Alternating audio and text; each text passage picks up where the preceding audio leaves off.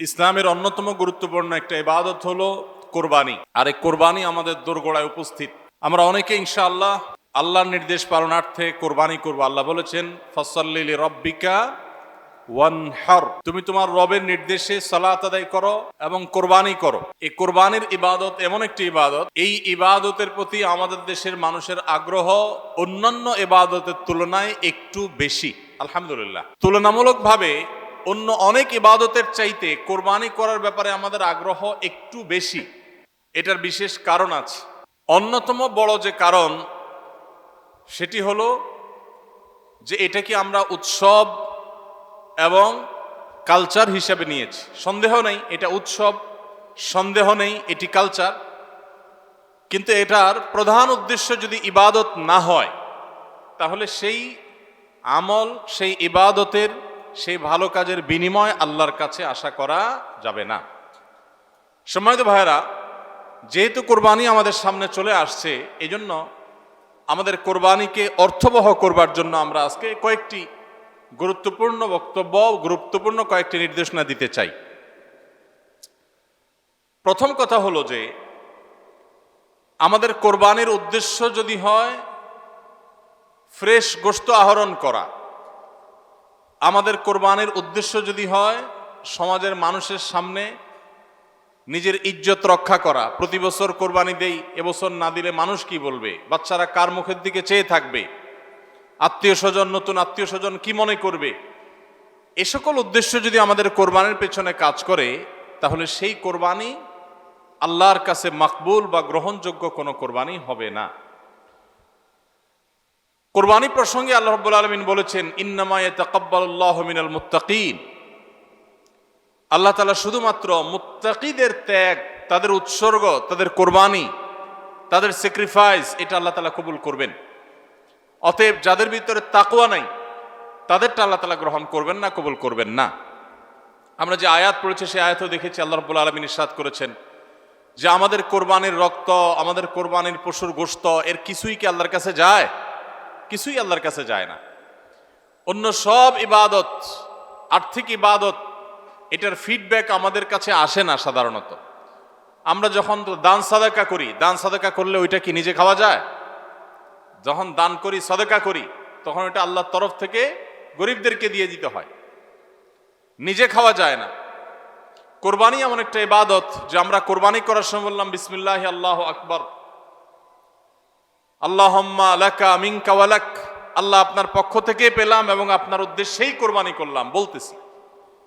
তো আল্লাহর উদ্দেশ্যে দিয়ে দেওয়ার পর নিয়ম হলো আল্লাহর বান্দাদের মধ্যে গরিব যারা, দুঃখী যারা, তাদেরকে দিয়ে দিব। এটাই তো সাদাকার নিয়ম, দানের নিয়ম। কিন্তু কোরবানি এমন একটা ইবাদত যে ইবাদত আমি আল্লাহর উদ্দেশ্যে করলাম, আল্লাহকে খুশি করার জন্য জবে করলাম, কিন্তু গোশতটা আবার আল্লাহ আমাকে খাওয়ার অনুমতি দিয়েছেন। এটা অন্য ইবাদতে নাই। এখন এই ইবাদতে যদি গোশত খাওয়াটা মুখ্য হয়, গোশত আহরণ করা মুখ্য হয়, সমাজে মানুষের কাছে মুখ উজ্জ্বল করা মুখ্য হয়, আসল উদ্দেশ্য যদি হয় দুনিয়াবি বা পার্থিব বিষয় আশয়, আসল উদ্দেশ্য যদি হয় শো অফ করা, আসল উদ্দেশ্য যদি হয় মানুষকে দেখানো, আসল উদ্দেশ্য যদি হয় আত্মীয় স্বজনের কাছে মুখ রক্ষা করা, বাচ্চা কাচ্চা কার দিকে চেয়ে থাকবে, সেটা যদি উদ্দেশ্য হয় তাহলে এটা ইবাদত হবে না। এজন্য কোরবানির আগে সর্বপ্রথম যে বিষয়টি খুব জরুরি সেটা হলো আমাদের উদ্দেশ্যগুলোকে একটু ঝালাই করে নেওয়া, আমাদের উদ্দেশ্যগুলোকে একটু রিচেক করে নেওয়া। আমরা কেন কোরবানি করব?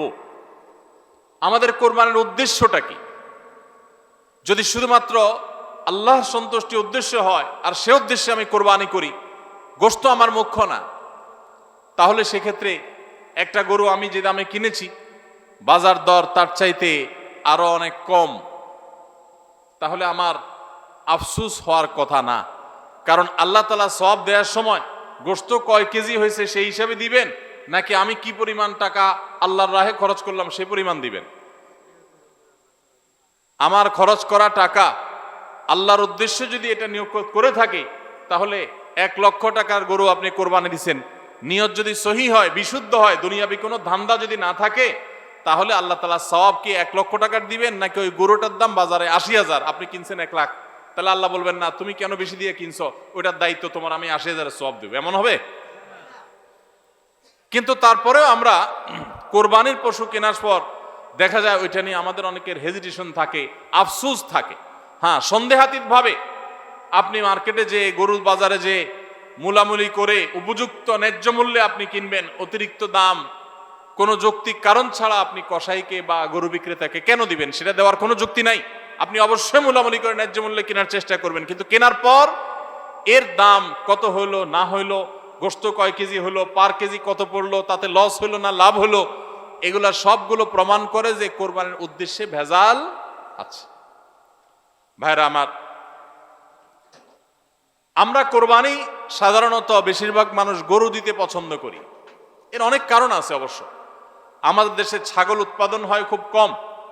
নানা কারণে ছাগল উৎপাদনের জন্য আমাদের এই দেশ, পৃথিবীর অনেক দেশে ছাগল অনেক বেশি উৎপাদন করা যায়।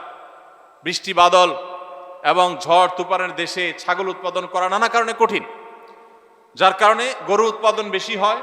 আমরা গরু কোরবানি বেশি করি, এটা দোষের কিছু না, বরং এটা স্বাভাবিক। কিন্তু আমাদের অনেকের হয়তো গরু কোরবানি করার মতো সাধ্য নাই, ছাগল কোরবানি করার সাধ্য আছে।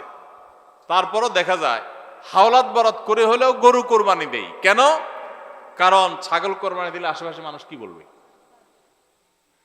এরকম জিনিস আমাদের মধ্যে আছে না নেই? যে এত বড় লোক মানুষ, এতদিন তো জানতাম পয়সা করি আছে, উনি আবার ছাগল কোরবানি দিল, তাহলে চোখ মুখ মানুষের সামনে কেমনে দেখাবে? ভাইরা আমার, তো মানুষের কাছে কি বলবো, মানুষ কি বলবে, এই চিন্তা করে যদি গরুর জায়গায় ছাগলের জায়গায় আপনি গরু দেন, হাওলাত করিও দেন, তাতে আপনার এই কোরবানির দ্বারা সওয়াব হবে না। ভাইরা আমার, সবচেয়ে বেশি নিয়তের মধ্যে ভেজাল থাকে যেই ইবাদতে, তার নাম কোরবানি। অন্য কোন ইবাদতে নিয়তের মধ্যে ভেজাল এত বেশি থাকে না, কোরবানিতের মধ্যে নিয়তের ভেজাল যত বেশি থাকে। কারণ কি? কারণ হলো ওই যে কোরবানি করার পর এটার ফিডব্যাক, এটার উপকারিতা, গোশতগুলো, এগুলো সব নিজেই ভোগ করে মানুষ, আপনার কাছে আবার ফিরে আসে। এই জন্য নিয়তের মধ্যে ভেজালের সম্ভাবনা অনেক বেশি থাকে। ভাইরা আমার, আমাদের প্রিয় নবী সাল্লাল্লাহু আলাইহি সাল্লাম তিনি কিন্তু গরু কিংবা ওঁট দিয়ে কোরবানি দেন নাই। এর মানে এইটা না যে গরু বা ওঁট দিয়ে কোরবানি দিলে সওয়াব কম হবে, এটা না। উদ্দেশ্য হলো যে ছাগল, দুম্বা, ভেড়া এরকম ছোট পশু দিয়ে কোরবানি তিনি দিয়েছেন, সাহাবায়ে কেরাম অনেকে দিয়েছেন। এখনকার মিডল ইস্টের মানুষ শতকরা বোধহয় 90-95 জন মানুষ হবে, বা আরো বেশি সংখ্যক মানুষ হবে, প্রায় সবাই, তারা কিন্তু ছাগল, দুম্বা বা ভেড়া এই ছোট পশু দিয়ে কোরবানি দেয়। আমাদের দেশে আমরা বড় পশু অর্থাৎ গরু দিয়ে কোরবানি দেই, সেটার যৌক্তিক কারণ আছে। আমি বলেছি যে আমাদের দেশে গরু উৎপাদন করা যত সহজ হয়, ছাগল উৎপাদন করা এত সহজ হয় না। নানা কারণে ছাগলের চাইতে গরুর উৎপাদন বেশি হয়, সেই হিসাবে আমরা করি, ঠিক আছে। কিন্তু যদি উদ্দেশ্য হয় বড় পশু কোরবানি করে আমি বড় কোরবানি দাতা জাহির করব নিজেকে, তাহলে এর মাধ্যমে সওয়াব হওয়া তো দূরের কথা, মানুষ দেখানো ইবাদত করার কারণে শিরকে আসগরের গুনাহ হওয়ার আশঙ্কা আছে। আমার কথা কি বুঝাইতে পারছি? ভাইরা আমার, আমাদের দেশে বাস্তবতা হলো কিছু নেককার মানুষ আছেন, আল্লাহ তাআলা পয়সা করে দিয়েছেন, হালাল টাকা, আবার আল্লাহর উদ্দেশ্যে বড় পশু কুরবানি করে গরিব দুঃখীকে গোশত খাওয়ায়, গরিবদের পুষ্টির যোগান হয়, এরকম নেক উদ্দেশ্যওয়ালা মানুষ আছে আলহামদুলিল্লাহ। কিন্তু এই সীমিত সংখ্যক মানুষ ছাড়া সাধারণত গরুর সাইজ যত বড় হয় নিয়তের ভেজাল তত বেশি হয়। আমি কি আপনাদের বুঝাতে পারছি? সাধারণত গরুর সাইজ যত বড় হয় নিয়তের ভেজাল তত বেশি হয়। সব ক্ষেত্রে এটা প্রযোজ্য না। অনেক নেককার মানুষ আছেন যে গরুর সাইজও বড়, মাশাআল্লাহ নিয়তটাও খালেস, আবার উপার্জনও হালাল, এরকম আল্লাহর বান্দাও আছেন, কিন্তু তাদের সংখ্যা খুবই কম। সাধারণত গরুর আকার যত বড় হয়, এই বেশিরভাগ এই শ্রেণীর কোরবানি দাতাদের নিয়তে ভেজাল বেশি। আপনি ঢাকা চলে যাবেন, গুলশান, বারিধারা, ঢাকার একেবারে এলিট শ্রেণীর মানুষের বসবাস যে সমস্ত এলাকায়, সে সমস্ত এলাকায় দেখবেন এক এক বাড়ির ভিতরে গ্যারেজে বিশাল বড় বড় 3টা 4টা 5টা গরু, এক একটা 4 লাখ 3 লাখ 5 লাখ এরকম দামের গরু। এই বাড়িওয়ালাদের বেশিরভাগ লোকদেরকে দেখবেন জীবনে এরা মসজিদের ধারে কাছেও যায় না। কিন্তু কোরবানিটা করে মাশাআল্লাহ। কারণ কি? একে তো কোরবানি করে গরিব দুঃখী লাইনে দাঁড়ায় থাকবে, আপনার চেয়ারে বসে বসে গরিব দুঃখীরে কোরবানি গোশত দেব, ভালোই তো লাগে। একটা বাকাওয়াতি জাহির হয়, দানবীর, সেটা জাহির করা যায়, উৎসব হয়, আনন্দ হয়। আমি আগে বলেছি কোরবানি এটা উৎসব, কোরবানি একটা ইবাদত, এটা ইসলাম এবং মুসলমানদের সংস্কৃতি, সন্দেহ নেই। কিন্তু সব কিছুর উপরে ইবাদতের মানসিকতা প্রাধান্য থাকতে হবে। কারণ ইব্রাহিম আলাইহিস সালাম যে কোরবানি করেছিলেন, সেই কোরবানি মূলত আল্লাহর নির্দেশ পালনার্থে করেছিলেন। তিনি মূলত আল্লাহর কাছে প্রমাণ করেছেন বা আল্লাহর কাছে প্রকাশ করেছেন যে আল্লাহ যত আদেশ করেন, যত নিষেধ করেন, সব তিনি মানবেন। এমনকি নিজের সন্তানকে কোরবানি করার নির্দেশ আল্লাহ করার পর সেটাও মানতে তিনি প্রস্তুত হয়েছেন। আল্লাহ সন্তান কোরবানি হইতে দেন নাই, কিন্তু তিনি পরীক্ষায় পাশ করে ফেলেছেন। এই কোরবানি আমাদেরকে শিক্ষা দেয় আল্লাহর আদেশ নিষেধ আমার যুক্তিতে ধরুক আর না ধরুক, আমার বুঝে খাটুক বা না খাটুক, আমার পক্ষে যাক আর বিপক্ষে যাক, আমার ভালো লাগুক আর না লাগুক, সর্বাবস্থা আমি আল্লাহর আদেশ নিষেধ মেনে চলবো। এটাই হলো কোরবানির প্রধান শিক্ষা। আল্লাহ তাআলা আমাদের সবাইকে সেই শিক্ষা মাথায় রেখে শুধুমাত্র আল্লাহকে খুশি করার উদ্দেশ্যে কোরবানি করার তৌফিক দান করুন। মেয়ে বিয়ে দিয়েছেন বা ছেলে বিয়ে করাইছেন, ব্যয়ের বাড়ি থেকে মেহমান আসবে, ব্যয়েরা জিজ্ঞেস করবে ব্যয় কি কোরবানি দিচ্ছেন, একটা ব্যাপার সেপার আছে। তখন যদি বলেন যে ব্যয় সাহেব এবার টাকা পয়সা হাতে নাই, সেজন্য এবার কোরবানি দিব না, তাহলে মুখ থাকে। এই জন্য একটা কোরবানি দেওয়া লাগে। এই কোরবানি কি ব্যয় হিসাবের জন্য হলো না আল্লাহর জন্য হলো? এই ব্যয় হিসাবের জন্য কোরবানি করলে সেটা সওয়াব হবে না, বরং শিরক হবে, শিরকে আসগর। এটাকে শিরকে আসগর বলা হয়। আল্লাহ তাআলা আমাদের সবাইকে আল্লাহকে খুশি করার জন্য কোরবানি করার তৌফিক দান করুন। আল্লাহকে খুশি করার জন্য যে কোরবানি করছেন, মাঝে মধ্যে একটু অ্যাসিড টেস্ট করবেন। অ্যাসিড টেস্ট বলবো, ধরেন আপনি প্রতি বছর গরু কোরবানি করেন, এক বছর হঠাৎ করে ছাগল কোরবানি করেন, ছাগল কোরবানি করেন। আপনি বলবেন এই বছর তাহলে তো গরু গোশত দিতে পারবো না, তো আরো কয়েকটা ছাগল কিনে কোরবানি আরো বেশি করা যায়, তো একজনে একটা বেশি করলে সমস্যা নাই। ছাগল অনেকগুলো কিনে গরিব দুঃখীদেরকে দিয়ে দেন, তারা কোরবানি করে, তারা গোশত খায় ফেলাকে আপনার তরফ থেকে কোরবানি হয়ে যাবে। আপনি একটা ছাগল করেন, দেখেন এটা মানাইতে পারেন কিনা নিজেরে। যদি কোনো অসুবিধা না হয় মানাইতে, তাহলে আলহামদুলিল্লাহ আল্লাহ শুকর আদায় করতে পারেন যে আপনার নিয়তের মধ্যে বোধহয় ভেজাল নাই। আর যদি মনে হয় না প্রতি বছর গরু দেই, এবার ছাগল দিলে কেমনে হয়, মানুষ কি বলবে, তাহলে বুঝতে হবে ডাল মে কুচ কালা নেই, পুরা হি কালা হয়।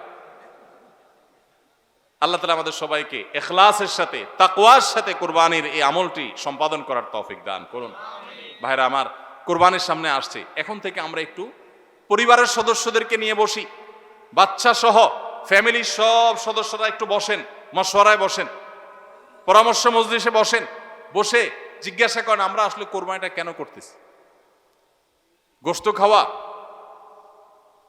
ফ্রেশ গোশত আহরণ করা, মানুষের সামনে নিজেদের মুখ উজ্জ্বল করা, কি ধান্দা, উদ্দেশ্য কি? একজন একজন করে সবাই মতামত নেন এবং এটা নিশ্চিত করেন যে আমরা আল্লাহর জন্যই কোরবানি করছি। এটা কিভাবে নিশ্চিত করব? একটা তো বললাম যে বিশাল বড় গরু কোরবানি করেন সব সময়, এবার একটু ছাগল কোরবানি করেন, দেখেন তো মনে মানাইতে পারেন কিনা। কারণ আপনি বলবেন ভাই গরু কোরবানিতে অনেক টাকা লাগে, ছাগলে তো অনেক কম টাকা লাগে, তাহলে এই কোরবানি ওইটার চাইতে কিভাবে উত্তম হয়? আমি উত্তম বলতেছি না, আমি বলতেছি যে আপনার নফস, আপনার মন মানে কিনা যে আমি গরুর জায়গায় ছাগল কোরবানি করলেও তো হবে, হবে না হবে না? কেউ যদি ছাগল কোরবানি করে তার কোরবানি হবে কি হবে না? হবে। কোরবানি ছাগলও করা যায়, গরুও করা যায়, বেড়াও করা যায়, দম্বাও করা যায়, মহিষ দিয়েও করা যায়, উট দিয়েও করা যায়, এসব পশু দিয়ে কোরবানি করা যায়। অতএব আপনি এবছর একটু ছাগল দিয়ে করেন, বাকি গরু কেনার যে আরো বাজেটের টাকা ছিল সেগুলো দিয়ে আরো কয়েকটা ছাগল কিনে গরিব মানুষকে দিয়ে দেন, ওটা যাতে এলাকা মানুষ টেন না পায়, অন্য এলাকায় দিয়ে দেন। আমরা সুন্নাহ ফাউন্ডেশনের তরফ থেকে সারা দেশে বিভিন্ন জায়গায় জায়গায় কোরবানি করি। অনেক প্রবাসী আছেন, অনেকে ইউরোপ আমেরিকার এমন এমন দেশে আছেন সেখানে কোরবানি চাইলেও করা যায় না, সুযোগ নাই, বা দেশে অনেকে আছেন যে তার হয়তো সে সুযোগ নাই, ক্যাপাসিটি নাই, নানা কারণে সুবিধা অসুবিধা আছে। তো আমরা তাদের তরফ থেকে কোরবানি করে দেশের বিভিন্ন গরিব দুঃখীদের আপনার বাসা বাড়িতে আমরা তাদের ঘরে ঘরে গোশত পৌঁছাই দিই। তো আপনি গরুর বাজেটের টাকা দিয়ে একটা ছাগল কিনে বাকি টাকা দিয়ে এরকম ছাগল কিনে মানুষকে দান করে দেন, জবাই করে অন্য মানুষকে গোশত দিয়ে দেন। এলাকা দিলেন না, মানুষ টের পেল না। তাহলে মনকে মানাতে পারেন কিনা দেখেন। এটা হলো অ্যাসিড টেস্ট। আমি বলতেছি না সবসময়, মাঝে মধ্যে এরকম করে দেখেন যে মন মানে কিনা। যদি দেখেন যে না মন মানে, তাহলে আলহামদুলিল্লাহ ভাইরা আমার। আর একইভাবে মাঝে মধ্যে আমার কোরবানি আমি জবাই করলাম, গোশত সব দিয়ে দিলাম, ফ্রিজে খুব একটা ভরলাম না, অল্প স্বল্প রাখলাম। কারণ আল্লাহ তাআলা বলেছেন ফাকুলু মিনহা ওয়া আতি'মুল বাঈসাল ফাকির ফাকুলু মিনহা ওয়া আতি'মুল কানি' ওয়াল মু'তার। কোরবানি গোশত নিজেও খাবো, গরিব দুঃখীকেও খাওয়াবো, যে চায় তাকেও দিব, যে চায় না আত্মীয় স্বজন তাদেরকেও দিব। অতএব মুস্তাহাব এই তিনও ভাগে ভাগ করা, কিন্তু এটা ফরজ ওয়াজিব না। তাহলে আমি পরিমাণ একটু কম রেখে বেশিরভাগই দিয়ে দিলাম। মন মানে কিনা দেখেন, মন মানে কিনা। অনেকে আছেন লামসাম সামান্য একটু দিয়া আর সব ফ্রিজে ঠেলতে ঠেলতে ফ্রিজের দরজায় লাগে না, পারলে রশি দিয়া বাঁধে যে দরজা লাগে না। কারণ গোশত, পায়া, ভুড়ি, কলিজা, ফ্যাপসা সব ঢুকাইতে ঢুকাইতে ফ্রিজ বেচারা জাম হয়ে গেছে। তাহলে কোরবানি কেন করতেছি? গোশতের জন্য যদি কোরবানি হয়, এই কোরবানি করবাই না, এটা ফুর্তি। কোরবানি তো ত্যাগের নাম। আপনার ভিতরে ত্যাগ কতটা আছে, ত্যাগের মানসিকতা কতটা আছে। আপনি আল্লাহর রাহে আল্লাহকে খুশি করার জন্য লাখ টাকা দিয়ে গরু কোরবানি করেন, ভালো কথা। আপনার মধ্যে আসলে ত্যাগের মানসিকতা আছে কি এটা প্রমাণ করার জন্য মাদ্রাসা, নতুন মাদ্রাসা হচ্ছে, সেখানে লক্ষ লক্ষ টাকার দরকার আছে, আপনি সেখানে 20,000 50,000 টাকা অকাতরে দিতে পারেন কিনা, এটা অ্যাসিড টেস্ট। সেখানে টাকা বাইর হয় না। কোরবানিতে লাখ টাকা দেন, মাদ্রাসা টাকা দেন না, মসজিদে টাকা দেন না, আরো অনেক দিনের কাজ আছে সেখানে টাকা দেন না। গরিব দুঃখী মানুষ আছে, তাদের দরকার। একজন গরিব, তার চিকিৎসা মাত্র 20,000 টাকা হলে হয়ে যায়। আপনি 20,000 টাকা দিতে পারেন কিন্তু দেন না, 2,000 দেন, 500 টাকা দেন, কিন্তু কোরবানির সময় মাশাআল্লাহ 1 লাখ টাকার গরু কিনেন। যদি আল্লাহর জন্যই হয়, স্যাক্রিফাইসে যদি হয়, কোরবানিও করেন, ওখানেও দেন, কিন্তু কোরবানির সময় আসেন ওখানে নাই। তাহলে আপনার এই কোরবানিটা কি আল্লাহর জন্য হচ্ছে না নিজের জন্য হচ্ছে, আল্লাহর খুশির জন্য হচ্ছে না অন্য কোনো উদ্দেশ্য হচ্ছে? এই প্রশ্ন জোরালোভাবে আমাদের অবশ্যই রাখতে হবে। ভাইরা আমার, এর মানে আবার কেউ এটা বুঝেন না যে কোরবানি কম হোক আমরা সে চেষ্টা করব না, কোরবানি আরো বেশি বেশি করার চেষ্টা করবেন। কোরবানি যত বেশি হবে তত আমাদের সব দিক থেকে লাভ। যারা কোরবানি বিদ্বেষী, সেকুলার, বিশেষ করে এক শ্রেণীর মুসলিম বিদ্বেষী নাস্তিক আছে, কোরবানির মৌসুম আসলেই দেখবেন এদের পাখা গজায়। এরা দেখবেন গরুর প্রতি মায়া এত বেশি, এত দরদ। তারা বলে আরে এতগুলো গরু জবাই করে ফেলা হবে, এই গরুগুলোর ভিতরে প্রাণ আছে, কত নির্মমতা। এরকম দেখবেন এরা এখন থেকে, এই কদিন পর থেকে দেখবেন সোশ্যাল মিডিয়াতে, ফেসবুকে তাদের এই সমস্ত জিগি শুরু হয়ে যাবে, আছে না নাই? এরা আবার সকাল বিকাল বিফ ছাড়া, মাটন ছাড়া, অর্থাৎ গরু গোশত আর খাসি গোশত ছাড়া, মুরগির গোশত ছাড়া তাদের নাস্তাও চলে না। তাদের নাস্তায় থাকে হলো আপনার চিকেন স্যান্ডউইচ, তাদের দুপুরে থাকে হলো বিফ কারি, তাদের রাতে থাকে হলো গরুর কালাবুনা অথবা মাটন, ডাল খাসি। 3 বেলা গোশত ছাড়া চলে না। কিন্তু মুসলমানদের কোরবানি আসলে তাদের কি হয়? অ্যালার্জি ছাড়া চুলকানি শুরু হয়, আছে না নাই? এই জন্য এদের প্রতিবাদে কোরবানি আরো বেশি করে করবেন, কিন্তু সেটা আল্লাহকে খুশি করার জন্য যেন হয়। কারে খুশি করার জন্য হবে? আল্লাহকে খুশি করার জন্য। ভাইরা আমার, কোরবানি যত বেশি হবে আমাদের যেরকম সওয়াব হবে, আমাদের দেশের অর্থনীতিতে অনেক বেশি কল্যাণ বয়ে আনবে এই কোরবানি। কিভাবে সেটা? প্রতি বছর কোরবানিতে যে লক্ষ লক্ষ গরু ছাগল জবে হয়, এই লক্ষ লক্ষ গরু ছাগল এগুলো তো আসমান থেকে নাজিল হয় না, জমিন ফেড়ে বের হয় না। এক সময় ইন্ডিয়ান গরুর উপরে আমাদের দেশ নির্ভর ছিল। আলহামদুলিল্লাহ গত বেশ অনেক বছর ধরে আপনারা দেখেন যে আমাদের দেশীয় গরু দিয়েই আমাদের কোরবানির ম্যাক্সিমাম চাহিদা প্রায় পূরণ হয়ে যায়। ইন্ডিয়ান গরুর উপরে এখন আর আমাদের কোরবানি নির্ভর নয়। এই যে গরুগুলো উৎপাদন হচ্ছে, আপনি উত্তরবঙ্গে গেলে দেখবেন, আমি যাই বিভিন্ন সময়, সিরাজগঞ্জ যাবেন, পঞ্চগড় যাবেন, ঠাকুরগাঁ যাবেন, দিনাজপুর যাবেন, বিভিন্ন জায়গায় যাবেন উত্তরবঙ্গে, দেখবেন যে কৃষকরা তারা অনেকে গরু পালন করছেন। আমরা সুন্নাহ ফাউন্ডেশন থেকে যখনই কোনো বিধবাকে, কোনো গরিব অসহায় মানুষকে স্বাবলম্বী করার জন্য বলি আপনাকে কোন জিনিসটা কিনে দিলে আপনার ভালো হয়, আপনি সেটা দিয়ে উপার্জন করতে পারবেন। বেশিরভাগ বিধবারা, বেশিরভাগ অসহায় মানুষেরা তারা বলে একটা গরুর বাছুর কিনে দেন, একজোড়া ছাগল কিনে দেন, তাহলে এগুলো আমি সারা বছর বড় করব। এগুলো বড় করতে আমার কোনো ঝামেলা নাই। দোকানদারি করা অনেক ঝামেলার কাজ, চ্যালেঞ্জের কাজ, বাকি চলে যায়, টাকা তোলা যায় না, এগুলো সহজ। এই বাছুরটাকে আমি ঘাস খাওয়ায় বড় করব। কোরবানি মৌসুম আসলে এই 20,000 30,000 টাকা দিয়ে কিনা বাছুরটা আমি 70,000 80,000 টাকা বিক্রি করব, ডাবল হয়ে যাবে, আমার লাভ হবে। তাদের জন্য এটা সহজ। তো কোরবানির এই ইবাদতটা মুসলমানরা যেটা করেন এদেশে, এটার মাধ্যমে এদেশের আর্থসামাজিক উন্নতি হয়। লক্ষ লক্ষ হাজার হাজার কৃষকের, পশুপালনকারীদের তাদের উপার্জনের মাধ্যম হয়। কোটি কোটি টাকা, মিলিয়ন মিলিয়ন টাকার ডিলিংস হয়, লেনদেন হয়, যেটা জাতীয় অর্থনীতির চাকা এটাকে ঘোরাতে সাহায্য করে। কোরবানির এই ইবাদত এটা আমাদের অনেক গরিব অভাবী মানুষের পুষ্টির যোগান দেয়। আপনারা জানেন অনেক গরিব মানুষ আছেন কোরবানির মৌসুমে মন ভরে একটু গোশত খাইতে পারেন, সারা বছর গোশতের দাম এত বেশি, তো বেচারারা কিনে খেতে পারেন না। তাহলে কোরবানির এই গোশত, কোরবানির এই উৎসব, এই ইবাদত, এটার মাধ্যমে পশুপালনকারীদের উপার্জনের মাধ্যম হয়। সারা বছর যারা অপেক্ষা করে কোরবানির সময় পশু জবাই করে, পশু বিক্রি করে আবার তারা পশুপালন করবে, এর মাধ্যমে তাদের আর্থিক যে অনটন আছে এটা দূর হয়, তাদের উপার্জনের মাধ্যম হয়। আবার গরিব অভাবী মানুষ যারা আছে, যারা পুষ্টির অভাবে থাকে, পুষ্টিহীনতায় থাকে, তাদের আমিষের অভাব থাকে, তাদের খাদ্যের মধ্যে আমিষ পরিমাণ মতো থাকে না, সেই লোকগুলোর এই কোরবানি উপলক্ষে এক একজন 2 কেজি 4 কেজি 5 কেজি গোশত পাইলে কয়েকদিন ধরে তারা আমিষ খেতে পারে, তাদের পুষ্টির যোগান হয়। ভাইরা আমার, এর মাধ্যমে লক্ষ লক্ষ কোটি কোটি টাকা লেনদেন হওয়ার কারণে দেশের অর্থনীতির চাকা সচল হয়। নানা দিক থেকে এর পার্থিব উপকারিতা আছে। যারা কোরবানির বিরোধিতা করে ওরা বসে বসে ওই মাটন কারি, ওই বসে বসে আপনার বিফ, বসে বসে চিকেন স্যান্ডউইচ এবং বসে বসে তারা বার্গার খাওয়া ছাড়া আর কোনো কাজ তাদের নাই। এদেশের অর্থনৈতিক উন্নয়নের পিছনে তাদের কোনো ভূমিকা নাই। প্রবাসের যে রেমিটেন্স এদেশে আছে, যত রেমিটেন্স আসে, যেটি আমাদের দেশের অর্থনীতির চাকাকে সবচেয়ে বেশি সচল রাখে, গার্মেন্টস শিল্প একটা চাকা আর রেমিটেন্স আরেকটা চাকা, এই দুইটা চাকা আমাদের দেশের অর্থনীতিকে মূলত সচল রাখে। সবচেয়ে বেশি বৈদেশিক মুদ্রা আমরা কামাই এই দুইটা মাধ্যমে। ভাইরা আমার, আপনারা নিশ্চয় জানেন চাঁদপুর এলাকার মানুষ আপনারা, এই চাঁদপুরে প্রায় প্রতিটা ঘরে ঘরে বিদেশি আছে না নাই? প্রত্যেকটা ঘরে ঘরে প্রায় অনেক প্রবাসী ভাইরা আছেন।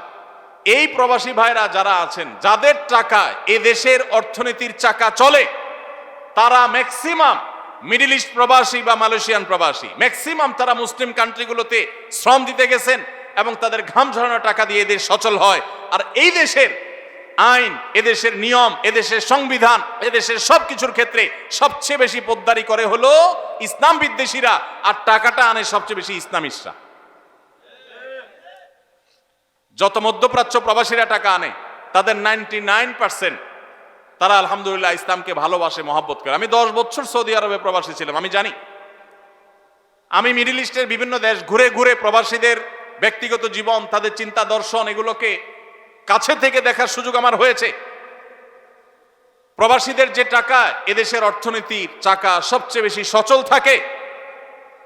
আমি ইউরোপ আমেরিকায় থাকা প্রবাসী ভাইদের প্রতি শ্রদ্ধা রেখে বলছি, তাদের মধ্যে অনেকে আছেন যারা দেশকে ভালোবাসেন, কিন্তু ম্যাক্সিমামের অবস্থা হলো যে তারা যদি ওই সমস্ত দেশে একবার যেতে পারে, তাহলে দেশে জমি জমা, বাড়ি গাড়ি যা আছে এগুলা বিক্রি করে ডলার করে হুন্ডির মাধ্যমে নিয়ে যায়। কারণ ওই দেশে তার একটা বাড়ি কেনা লাগবে, কারণ সে সেখানকার নাগরিক হয়ে যায়।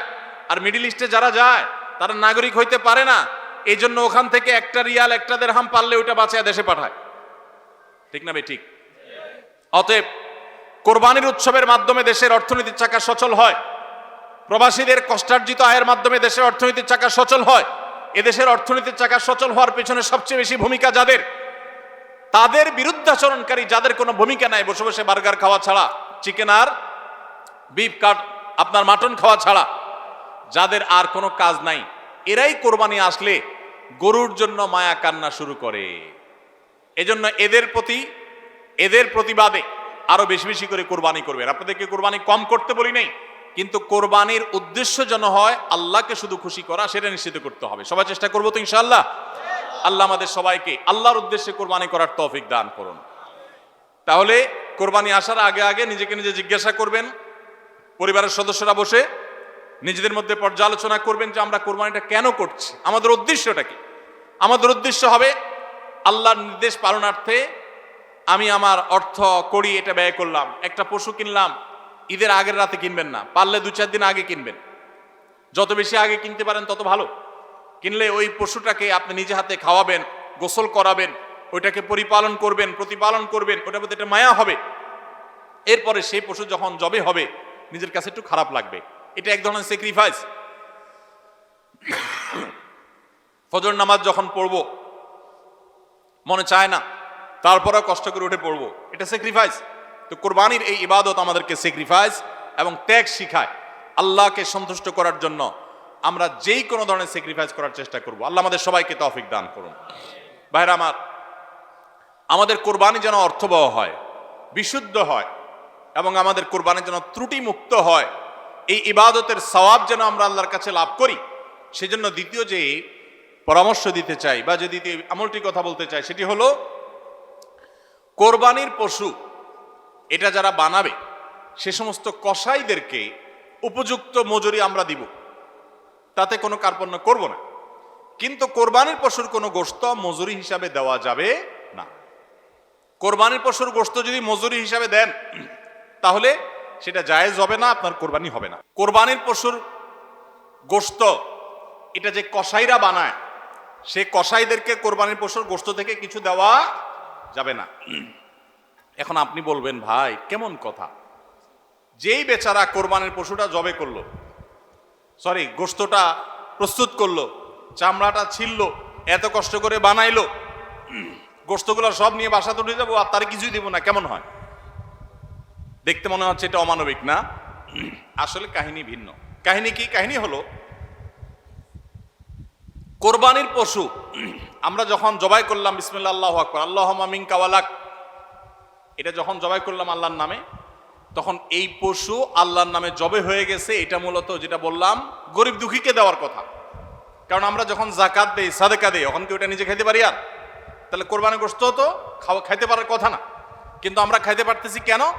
আল্লাহ তাআলা এই একটা আর্থিক ইবাদত আল্লাহ কবুল করেছেন। আমরা যখন সহি নিয়তে যদি করে থাকি আল্লাহ কবুল করে, এরপর বলেন ঠিক আছে তোমাকে দিলাম, তুমি খাও, আমার তরফ থেকে, আল্লাহর তরফ থেকে এবার আমি খাই। তো এই কোরবানির গোশত এটা বিক্রি করা জায়েজ আছে না জায়েজ নাই? না জায়েজ। কেন জায়েজ নাই? কারণ এটা তো ওই যে আল্লাহ আমাকে হাদিয়া দিয়েছেন গ্রহণ করার জন্য, আল্লাহর নামে দিয়ে দিয়েছি, এটা আমি বিক্রি করার সুযোগ নেই। এখন কসাইকে যদি আমি গোশত দেই পারিশ্রমিক হিসাবে, তাহলে এটা একরকম বিক্রি করার মতো হয়। কিভাবে? তিনি কষ্ট করেছেন, তাকে তার বিনিময়ে দিলাম, তাহলে বিক্রি করার মতোই হলো। আমি গোশতটা তাকে একটা বিনিময় নিয়ে দিলাম, গোশত দিয়ে টাকা নিলাম, বিক্রি করা এটা, এখানে গোশত দিয়ে শ্রম দিলাম, একই জিনিস। এই জন্য এটা জায়েজ নাই। তাহলে কি করবেন? কসাইকে তার ন্যায্য মূল্য দিবেন, একটা গরু বানানোর জন্য যা লাগে তা পুরাটা দিবেন, এবং আগে ভাগে এগুলো চুকায় নিবেন। মুশকিল হলো কসাইরা জানে যে একটা গরু বানাইতে হয়তো বাজার দর অনুযায়ী সে 10,000 টাকা নিত, এখন সে 8,000 রাজি হয়ে গেছে। কেন 8,000 রাজি হয়ে গেছে? কারণ সে জানে তার সাথে আরো যে 3-4 জন থাকবে, সবাইরে আপনি কমপক্ষে এই 4 জনকে যদি 2 কেজি করে বা 3 কেজি করে গোশত দেন, তাহলে 3-4 12 কেজি হবে। তো 12 কেজি গোশতের বাজারের দাম কত? হ্যাঁ, তাহলে চিন্তা করবে সে যে আমার তো এই দিক দিয়ে 2,000 টাকা ছাড় দিলাম আর পাইলাম তার চাইতে আরো অনেক বেশি। এই জন্য কসাই কম টাকা রাজি হয়ে যাবে। কসাইকে এই জন্য আগে ভাগে বলে দিবেন, শুনেন, কথা শুনেন ভালো করে, গোশত কিন্তু আপনাকে এক পিছু দেব না, আপনি কত নিবেন সেটা আপনি চুকান, আমার খাটলে নেব, না হলে অন্য কসাইয়ের সাথে আলাপ করব, কিন্তু আগে মাথায় এটা রাখেন আপনারা কিন্তু আমি গোশত দেব না, টাকা যা নেওয়ার নিবেন। নবী করিম সাল্লাল্লাহু আলাইহি সাল্লাম আলী রাদিয়াল্লাহু তাআলাকে এটা বলে দিয়েছেন, কোরবানি করার সময় বলে দিয়েছেন, দেখো কসাইকে কিন্তু কোরবানি গোশত দিবা না। কোরবানি গোশত শুধু না, কোরবানি পশুর কোনো কিছু বিনিময় সে দিবা না, তাকে টাকা দিবা আলাদা, যত টাকা লাগে সেটা দিবা, গোশত দিবা না, তাহলে বিনিময় হয়ে যাবে, এটা জায়েজ হবে না, তোমার কোরবানি হবে না। এই জন্য ভাইরা এই জিনিসটা আমাদের সাবধান থাকতে হবে, কসাইকে কোরবানি গোশত বিনিময় হিসাবে দেওয়া যাবে না। হ্যাঁ, কসাই যদি গরিব হয় তাহলে সেক্ষেত্রে অন্য গরিবকে আপনি আধা কেজি করে দিচ্ছেন, কসাইরও আধা কেজি দিতে পারেন। অন্য গরিবকে 1 কেজি করে দিচ্ছেন, কসাইরও 1 কেজি দিতে পারেন। কিন্তু কসাই হিসাবে না, সেটা হলো তিনি যদি কসাইগিরি নাও করতেন তারপরেও আপনি তাকে দিতেন যদ্দুর অদ্দুর দিবেন। এর বেশি যদি আপনি দেন এবং সেটা যদি বিনিময় হিসাবে দেন তাহলে কি হবে না, জায়েজ হবে না। এই একটা মাসআলা না জানার কারণে আমাদের অনেকের কোরবানি এটা নিয়ে টানাটানি দেখা দেয়। নাম্বার 3 এবং শেষ পয়েন্ট হলো কোরবানির পশুর গোশত, এটা আপনি আহরণ করতে গিয়ে মাথায় রাখবেন যে কোরবানির পশুর রক্ত, বুড়ির ময়লা এগুলো যেন আশপাশের পরিবেশটা নষ্ট না করে। আমরা অনেক সময় দেখি কোরবানির ঈদের 2 দিন 4 দিন 5 দিন পর পর্যন্ত রাস্তাঘাট দিয়ে চলা যায় না দুর্গন্ধের চোটে, ঠিক না বেঠিক? এবং কোরবানির মৌসুমে প্রায় বিভিন্ন বছরে দেখি আমরা বন্যা হয়, এই ময়লাগুলো পানির সাথে বিভিন্ন জায়গায় ছড়ায় পড়ে। বিশেষ করে আমাদের বাইরে আশেপাশে রাস্তাঘাট দিয়ে পথচারীরা যখন চলে, আপনার কোরবানির পশুর দুর্গন্ধ, এটার ময়লা, রক্ত এগুলো যদি আশপাশে পরিবেশ নষ্ট করে, মানুষের নাক ধরে, মানুষ অসুস্থ হয়, নানা রকমের রোগ তৈরি হয়, এখান থেকে নানা রকম রোগবালাই ছড়ায় এবং মানুষের কষ্টের কারণ হয়, তাহলে কোরবানি দিয়ে আপনি সওয়াবের পরিবর্তে গুনাহ হওয়ার আশঙ্কা আছে। এই জন্য নিজ দায়িত্বে আমার পশুর কোরবানির রক্ত গর্ত করে এমনভাবে কোরবানি করব যে সব গর্তে চলে যাবে এবং মাটি চাপা দিয়ে দিব এবং পানি দিয়ে এমনভাবে পরিষ্কার করে দিব, ব্লিচিং পাউডার ইত্যাদি দিয়ে এমনভাবে পরিষ্কার করব যাতে করে আশপাশে কোনো মানুষের কষ্ট না হয়। অনেকে আছেন কোরবানির বুড়ির ময়লাগুলা যেখানে সেখানে ফেলে দিয়ে রাস্তার পাশে উনি বুড়িটা নিয়ে চলে গেছেন। এটা কোনো ভালো মুসলমানের কাজ না, এটা ফাসেক মানুষের কাজ। নবী করিম সাল্লাল্লাহু আলাইহি সাল্লাম ঈমানের শাখা বলতে গিয়ে বলেছেন ইমাতাতুল আযা আনিত তরিক, ঈমানের একটা শাখা হলো রাস্তায় এমন কিছু যদি কেউ কষ্ট ফেলে রাখে যেটাতে আরেকজনের কষ্ট হয়, সেটা আপনি আরেকজন ফেললে আপনি সরাই দিবেন, এটা হলো ঈমানের দাবি। আর আপনি নিজে যদি ফালান সেই জিনিসটা, যে জিনিসটা মানুষের কষ্ট হয়, তাহলে এটা তো কুফরির অঙ্গ হবে। কথা কি বুঝাইতে পারছি? আমরা অনেকে কোরবানি করি কিন্তু এই জিনিসগুলো খেয়াল করি না যে আমার কোরবানিটাকে অনর্থক করে দিতে পারে, অর্থহীন করে দিতে পারে, সওয়াবের পরিবর্তে গুনাহ হতে পারে। এই জন্য কোরবানির পশুর রক্ত, ময়লা, বুড়ির ময়লা এই সবগুলোকে আমরা নিজ দায়িত্বে একেবারে পরিষ্কার করে রাখবো। মনে থাকবে তো ইনশাআল্লাহ? আল্লাহ তাআলা আমাদের সবাইকে কোরবানির এই ইবাদতকে আল্লাহকে সন্তুষ্ট করবার উদ্দেশ্যে খালেস এবং বিশুদ্ধ নিয়তে, সহি নিয়তে এবং এই কোরবানিকে আল্লাহ তাআলা বিশুদ্ধ উপায়ে আমাদেরকে সবাইকে সম্পাদন করার তৌফিক দান করুন। আমাদের কোরবানির পশুর রক্ত বা পশুর কোনো কিছু দুর্গন্ধ বা কোনো কিছু, কোনো ময়লা যেন পরিবেশকে দূষিত না করে, মানুষের কষ্টের যেন কারণ না হয়। আল্লাহ তাআলা আমাদের সবাইকে সে বিষয়গুলোকে মেনে চলার তৌফিক দান করুন। কে কত ভালো কোরবানি করলেন, কে কত ভালো মুসলমান, দায়িত্বশীল মুসলমান, এটা বোঝা যাবে কোরবানির পর পশু যেখানে কোরবানি করেছেন আশেপাশে কোনো জায়গায় কতটা পরিষ্কার আছে না আছে, এটার উপরে। এটা হলো মিটার, এটা দিয়ে মাপা যাবে যে আপনি মুসলমান, ইসলাম কতটা বুঝছেন। শুধুমাত্র জবাই করলেন আর গোশত খাইলেন ইবাদত হয়ে গেল, এত সোজা না। আল মুসলিমু মান সালিম আল মুসলিমুনা মিন লিসানিহি ওয়া ইয়াদিহি, যার হাত মুখ দ্বারা অন্য মুসলমান নিরাপদ থাকে সেই মুসলমান। আপনার জবাই করা পশুর রক্ত, এটার গন্ধ কয়দিন পরে ছড়াচ্ছে, শুকায় রক্ত গন্ধ বাইর হয়েছে, ময়লা আছে সেগুলো গন্ধ বাইর হয়েছে, তা অন্য মানুষের কষ্ট হচ্ছে, আপনি মুসলমান হতে পারলেন না, আপনার এটা ইবাদত হলো না। এই জন্য এই একটা বিষয় মনে হতে পারে ছোট্ট বিষয়, এই ছোট্ট বিষয়টাই কিন্তু আমাদের ইবাদতকে নষ্ট করে দিতে পারে। আমরা সবাই খেয়াল করবো তো ইনশাআল্লাহ। আল্লাহ তাআলা আমাদের সবাইকে আমল করার তৌফিক দান করুন। জাযাকুমুল্লাহ খাইর।